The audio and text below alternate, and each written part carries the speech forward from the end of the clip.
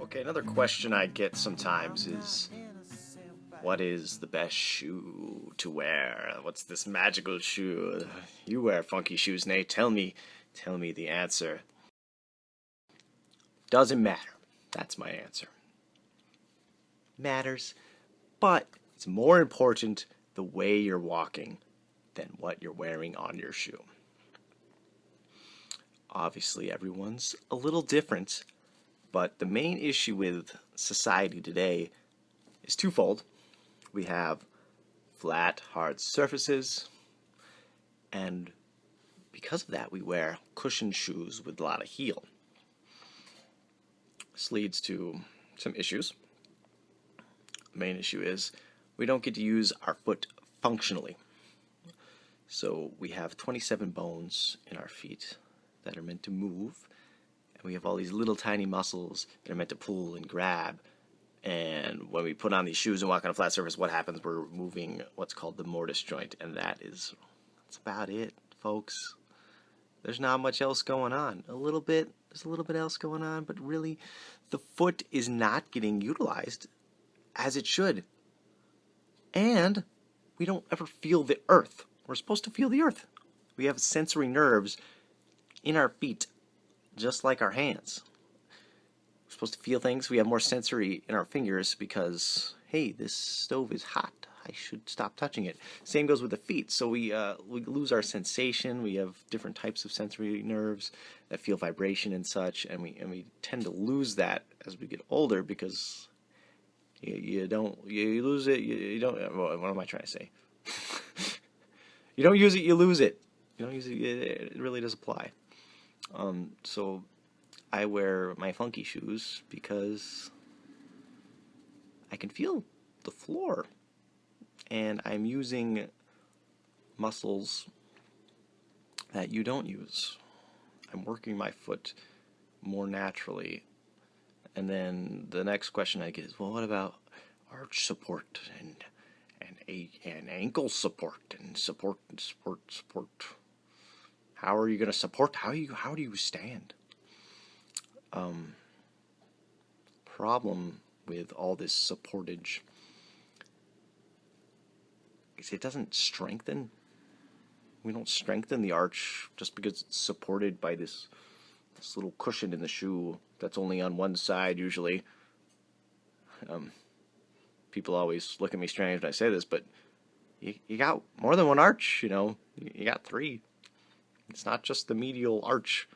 And a lot of people have inversion of the foot due to this medial arch that's in all your shoes, and so your Achilles tendon is bowed out to the side, and you're experiencing calf pain and such, and then you try to walk without shoes, and your calf can't do it. Why? Because it's so short. The calf gets shortened over time because it just, you're not having the proper range of motion. It's lost. It needs to be regained, and that's a whole other box of salted crackers.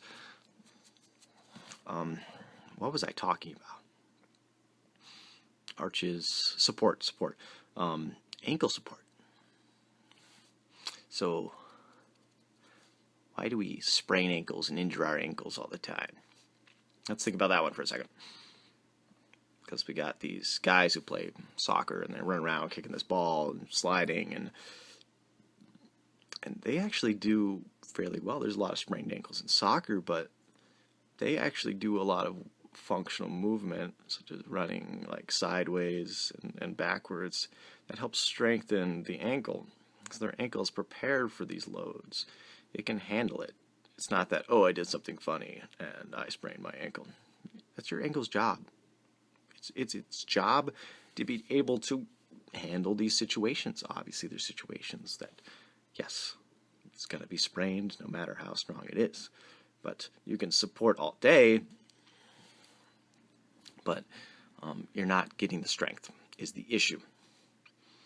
So yes, jumping right into wearing a minimalist type shoe is not encouraged by me whatsoever. It's something you have to work up towards. You need to strengthen your foot and get away from the support. It's like wearing a back brace. You're not supposed to wear the back brace forever. You're supposed to strengthen your back and get it more into neutral, and then just keep it strong.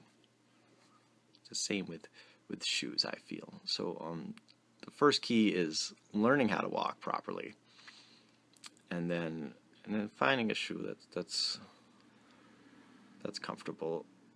And if you're doing something like crazy, like hiking, over rocky terrain and gorges and such, yeah, you want something with some support and some protection. That's what it's designed for. But daily life, I do encourage a minimalist type shoe. I do encourage people experiencing terrain that's uneven, because it's good for your joints, what we call mechanoreception. So that it's your brain talking to your joints, and proprioception, your ability to balance and understand where your joints are positioned in space. And we kind of lose that, and that's why we injure our ankles. So balance is key, and strengthening your ankle is key. Because I don't really care what shoe you wear. You know. That's not my field. It's the care of the human frame that I'm interested in. What you put on your feet, I don't really have an opinion on. I do feel that less is more in a lot of situations, and obviously wearing super high heels can lead to trouble because you're shortening the calf and all that. But using wise judgment and understanding how the foot works is important. I feel like I danced around on that one, but there you go.